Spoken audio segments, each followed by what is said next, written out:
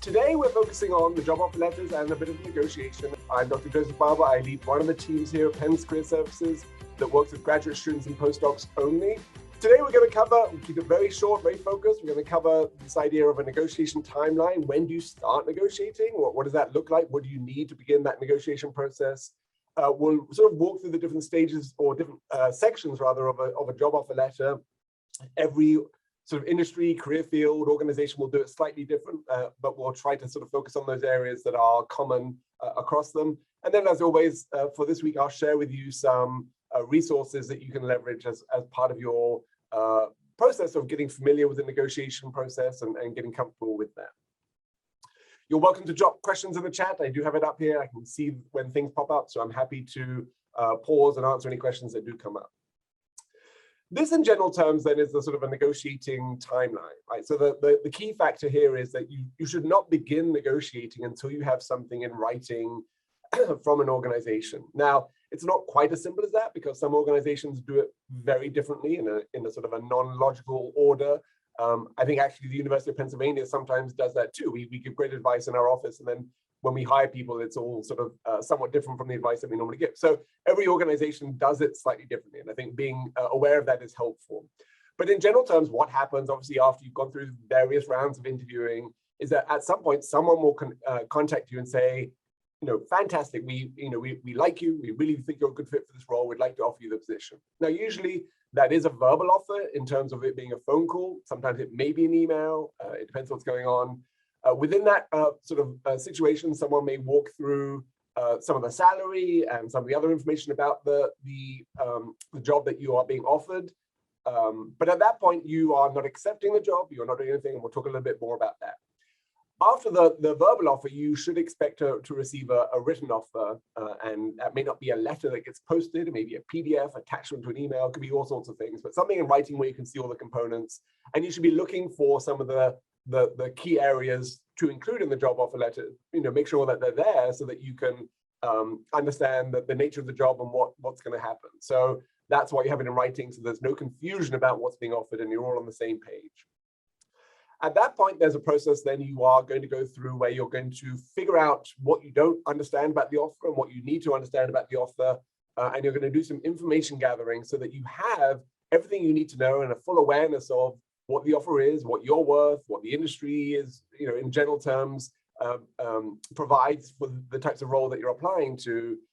And with that information, you're going to be well positioned then to negotiate for something. And in general terms, we encourage everyone to negotiate. It's a process of advocating for yourself. So it's a lifelong skill to have, to be able to confidently state what value you bring, and that that value should be rewarded to a certain extent. And so self-advocating for yourself as part of this process is a very important thing. If you don't ask, right, you'll never get to a certain extent. So you have to sort of put yourself out there. The statistics say that, in general terms, men either negotiate more or find more success in negotiating than women. And I think that's something that needs to be addressed in terms of everyone having equal opportunities to negotiate for themselves and receive the benefits of doing that. So practicing in every job that you get to sort of just say, this is what I can bring and this is what, the value that I have is really important.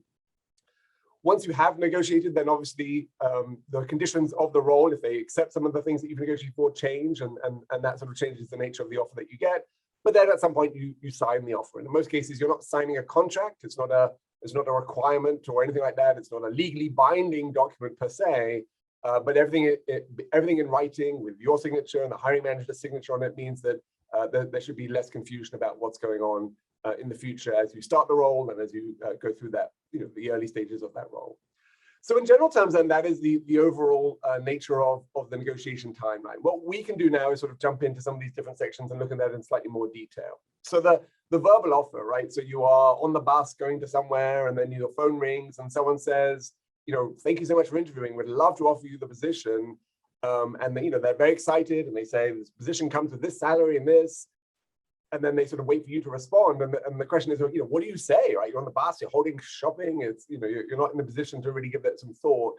So in general terms, you don't want to say yes or no to a job at that point. What you want to do is just express enthusiasm that they've reached out to you and thank them for reaching out to you and thank them for this opportunity and be very excited by it. but to be neither yes or no in any way, shape, or form, because even if they've run through verbally all these things that go with it, there's no way that you can sort of capture that in your mind when carrying shopping on a bus to figure out whether that's the right offer for you. So the goal here is to be very enthusiastic, as I said, but then to very specifically ask, when can you get something in writing to me? I'm so excited about this. I'd love to see this written down so I can get a much better perspective about what this is. I really appreciate you reaching out to me. This has made my day. Go ahead and send me something, right? And then you want to sort of keep that phone call, as it were, or that interaction pretty short so that you can get to the point where you have more information. If they are on the phone pushing, is this something that you would love to accept right now? Your answer is much the same. I'd love to be able to see it in writing. It's really important for me to get a full perspective of this, but I'm very excited, so I look forward to that. So that's what you're doing at that point in time, so that you have access then to the written information. The letter itself, as I said, isn't necessarily going to be a formal letter. It can be a long email with all the information in it. It can be a PDF attachment to an email. It's going to look slightly different based on the organization and industry, but the idea is that it's in writing, right? And the things that are common to many types of offer letter, these aren't common to every type, are these sort of things here. So these are the elements of the offer letter that you should be thinking about and should be looking for when you receive an offer. So obviously the job title, what it is that you're going to do. There's not going to be too much of a summary of the job because that's really what the job description was. So that should be fairly brief. Your supervisor's name, who you're going to be directly, supervised by and who reporting to, that might be there too, or that will be there too. If it's a position that reports to many people, there may be, one primary person, then it may say you'll report to other people there. So you can certainly clarify who those people might be. Start date, obviously very important. You may have talked about that in the last stages of the interview in terms of when you can start, but they may come up with an arbitrary one. In this day and age, the virtual or location settings, are you going to be physically in a place? Are you going to be there all the time? Are there options? That might be stated in the letter. Obviously, salary is going to be there. People are always interested to see what that is. And then there's sort of the more complicated bonuses and stock options aspect. Now, not every organization has stock options in the same way, but these are areas that I think people are very unfamiliar with because as a graduate student or a postdoc, the idea of bonuses and stock options is in most cases very foreign, right? So this one's going to be slightly more confusing. Then there's going to be benefits. Usually what happens is an organization will link to a employer handbook that has all those benefits in. Benefits do change every year as employers negotiate with different types of insurance and other aspects of that. So that's a moving target. They're not going to go into detail necessarily in the letter, but that should be available for you to take a closer look at. Relocation, are they going to pay for you to relocate? And if so, what is that process? Sometimes they give you a lump sum and just say, do what you want. Sometimes they engage with an organization that does that and they pay for that organization to do it. You don't get any of that money. If you're an international student, your visa sort of aspects are likely to be or should be listed in the offer letter. So, if you require sponsorship or an organization is going to submit a petition for an H-1B or whatever that looks like, that should be clearly stated at that point. Now, this is probably, again, likely to have been discussed prior to the offer being sent. Confidentiality and non-disclosure agreements and non-compete clauses are very specific to types of organizations that have proprietary technologies or access to really new technologies or financial data or whatever that is. And so not everyone's going to come across those. These are more legally binding type documents, and so they are very complex. I've seen one student came into for an appointment with an offer letter, and there was a sort of a 30-page non-compete, non-disclosure document that we looked through, and it's a legal document. So we at Career Services are really not well positioned to give advice on what to do with that. They are enforced differently in different states, and some, in some states you can have them, and others you can't. Really, what an organization is trying to do is to ensure that their information stays confidential. The non-compete clause means that if you leave your role, you cannot, within a certain radius or a certain period of time, apply for a similar type of role in another organization. So it can have an effect on your career trajectory if you don't really understand what it is. We'll talk about how to understand it in just a second. And then most offer letters will have at the end, would love to have you sign off on this with your signature by, next Friday. And so there'll be a date and there'll be a place where you can sign. Again, it's not a contract in terms of, you're signing and then you'll be employed and without any other qualifications for the next 5 years. It's sort of an agreement that you're coming to, and by signing it and them signing it, you're on the same page. At this first stage of receiving the letter, the first thing, and really the only thing that you want to negotiate, is for more time to review the document. Because sometimes the offer letter comes with, we need to hear back from you by the end of the week, and it's already Wednesday. And so in every case, once you receive a written document, you want to respond and demonstrate that you've received it. So you might email back and say, thank you so much for sending this. I do have it now. I'm going to spend some time looking at this. Now, at that point, you could negotiate in that sort of response, that first response email, or you could take a few days and then get back and say, look, I do need some more time. The reason that you may need more time is that you may have other offers that are coming away from the interviews that you're doing, or would like to finish up an interview that you are a significant way through. Most organizations are happy to give you a little bit more time. There are some that aren't, and that I think that the terminology, there's an exploding offer that if you don't accept it now, then it's going to disappear. That might be a red flag for for some people, that an employer doesn't give you that flexibility. But I think what you basically want to make an argument is to say, I really do need to check on this. I'm really excited by this, but I want to make the right decision for me and for you. If you have other offers, you might say, I'm finishing up the final phase of another organization that's really interested in me. I'd love to see that through. Could I have X more days, right? Or could I get back to you by then? So rather than just leaving it open and saying, can I have more time, giving a sort of a realistic time frame in which you can finish up your deliberations or finish up other interviewing is going to be helpful. And if, they may say yes to that. They may give you some middle ground that is slightly different. You might be able to give yourself enough time to make those, to give it enough thought. Are exploding offers common in the biotech pharma space? Not really. The place I've mostly seen them, or that they are mostly seen, I would say, are things like finance roles, or maybe even some consulting roles. But in the biotech field, I think that the value is in the skill sets that you bring in terms of the research, and it's oftentimes very specific to the people that they're hiring, that they have the right background and the right skill sets to do the role. So I haven't really seen it in that way. I think generally speaking, pharma and biotech are more flexible in terms of trying to make sure they have the right people in the space. In terms of information gathering, there's lots that you can do if you have any concerns or any sort of a lack of information about what's in the offer, right? So the things that you might need more information about when you're looking at the job offer is that sort of space. Is it virtual? Is it in person? Is it going to be like this for the long term? Is it short term?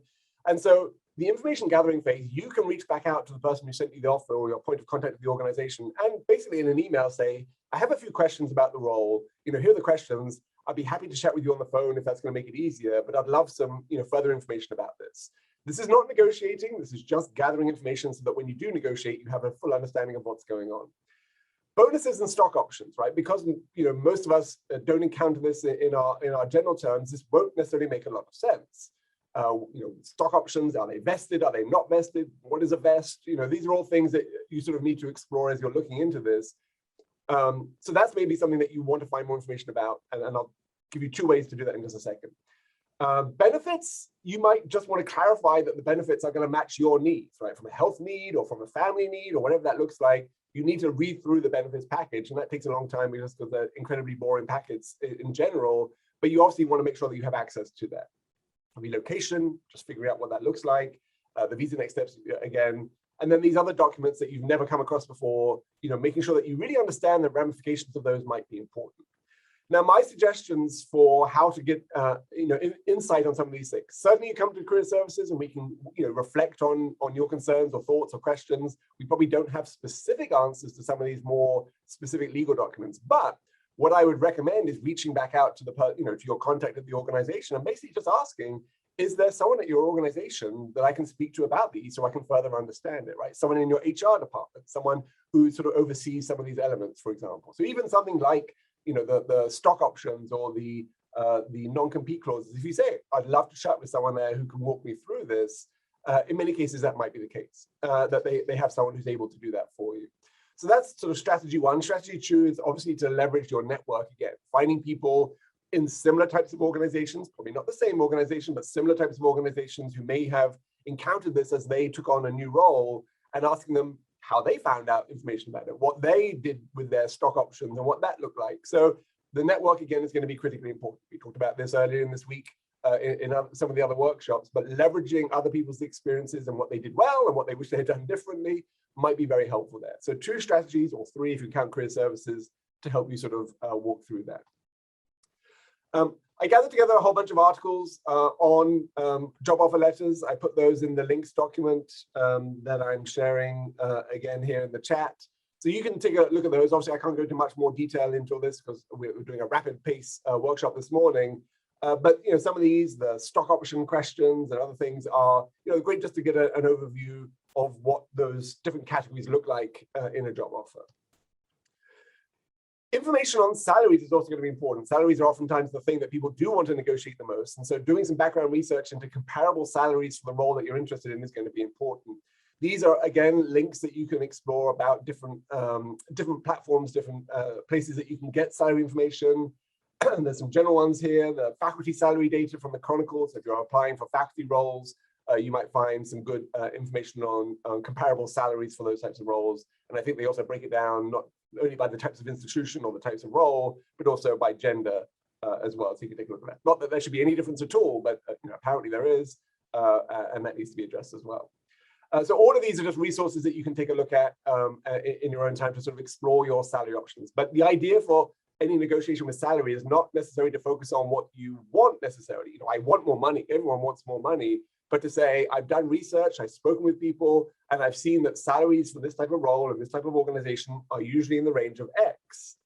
Can we get closer to this, right? So it's not about your personal needs as much as saying, I understand the landscape of salary, and I see that there are higher salaries for this type of role and my type of experience. What can we do to get closer to that salary that I'm looking for? So that's the type of salary research that you sort of want to make sure that you're doing. Going Global is not a tool that I've mentioned or resource that I've mentioned thus far this week, so I thought I would just give this one a special shout out. This is a great platform if you're looking or exploring for international careers especially, but one of the tools on this platform is the H-1B visa database. This gives a database of all employers that have submitted petitions for H-1B visas. Now, this is great for international students, but the benefit of this for everyone here is that you can go to this H-1B database, put in a job title or put in an employer, and then you will see what salary that they associated with that petition, right? When they submit the petition for an H-1B visa to the government, they have to then include a salary date. Now, that doesn't include bonuses or stock options or any other things. It's just sort of the base salary. But here, for example, I just use Google because Google is my employer of choice this week. And you can see a account strategist here, the types of payment that they have in the New York City area. So any organization, any type of role, you might be able to get some great salary information that's out there. And this is real stuff because they have to obviously submit accurate documents when they're doing these documents. So do take a look at the H-1B database on Going Global. I think it's a great resource. In terms of negotiation then, these are the things that are possibly negotiable for, if you're in a startup, the job title itself might be negotiable if you want to sort of, because they have more flexibility there. If you're in a large organization, probably not. Start date, very easy for an employer to sort of change because it doesn't cost them anything. The bonuses and stock options may be standard for everyone, so there may not be any negotiation there, but that's something that you can explore. Relocation expenses, again, that may be standard across the board. But the salary obviously is the area where there's more wiggle room. Now, some firms or some organizations say that they don't negotiate. So if you're a BCG or a McKinsey consulting firm, you may have a standard salary for everyone coming in. And it's great for them because they can offer a high salary. Many other organizations do offer some flexibility in terms of what that looks like. So in terms of best practices for negotiating, do the research, gather the information, decide what it is that's important to you. And you have a primary thing that might be the salary, then you have a secondary and a tertiary thing that you'd love to get as well, and you can make those your secondary asks. And then practice out loud asking for that, right? How many times have you said, I'd love to have $15,000 more dollars, please, in a normal conversation? It's not something that comes across naturally. You have to practice it. You have to hear yourself saying it. You have to believe that you can say it. So that's a thing to do as well. In order to negotiate, we recommend doing it in person or in real time with the person, so on the phone or a Zoom meeting. So you email them, say, I'd love to chat with you about this offer. There's a couple of elements about the salary I'd love to talk about. And then when you are engaging with that person in real time, you highlight the value, you remind them what it is that you bring to the role, and then you make your ask, right? And you can either sort of make a statement, I'm looking for X and be very confident about that. Or if you're like me and sort of feel weird, making those types of statements, you can ask a question. What can we do to get closer to this, right? And then the secret to negotiating is to stop talking. which is really hard, right? So your brain is like, they're not saying anything. Jump in, say your work for free. Don't lose this opportunity. But negotiating is a strategy where it's mutually beneficial, right? You're not taking money out of anyone's pocket, so it shouldn't be awkward. But you're making your ask, you're making your argument, and then you're stopping the conversation and letting them respond, right? And at that point, you can't really predict how the conversation is going, but you've certainly done your best to position yourself for success by doing so. Whatever happens through the negotiation process, if things change, if they agree to changes, you would want them to make those changes in writing, in the follow-up, in a follow-up offer letter that they send to you. What you can do to encourage that is to, after you've done your negotiating in real time, send them an email where you're just summarizing, this is what I took away from our conversation today. Thank you so much for chatting with me. This has been really helpful. I just want to clarify that this is also what you took away. And then you have sort of a paper trail, as it were, of information that might be helpful. We talked about Big Interview a lot this week. They do have a negotiation curriculum, a video curriculum that you can learn about negotiation strategies. And you can see here there's like 11 or so mini video lectures or workshops that you can go through that talk about the process of negotiation. So this is, again, another great resource that you can take a look at to become familiar with that. Aurora is another platform that we've mentioned many times this week already. They also have a how to negotiate a job offer. They have one for professional careers. They also have one for the academic side. If you're applying for faculty roles, they have a how to negotiate for faculty job offers as well. So you can take a look at both of those through the Aurora platform. As I mentioned, if anything changes, make sure the letter reflects that, because if your point of contact leaves, gets another job, or if your hiring manager leaves and gets another job, you need something that you can point to that says, look, this is what we all agreed upon. Again, not a contract, but there you go. What is this website called again? So this was Big Interview, this one, and this was Aurora. Hopefully, Stephanie, that answers your question for that one. The other one was Going Global before that. This was a great article that I came across that I thought was great. How savvy PhDs negotiate salary contracts. It's a fun article to read. I don't know if I can imagine myself actually going through all the stages that this person sort of talks about. You sort of need to be very bold to sort of do that. But I think it's a nice illustration of how negotiation can work. So feel free to take a look at that. This is my blog post I wrote about negotiating, which is a very different style from the one we just saw. I really dislike negotiation, but it's important to do, right? So I think, again, self-advocating for yourself is a lifelong skill. So the more you can practice it, the better off you'll be in every aspect of your life moving forward.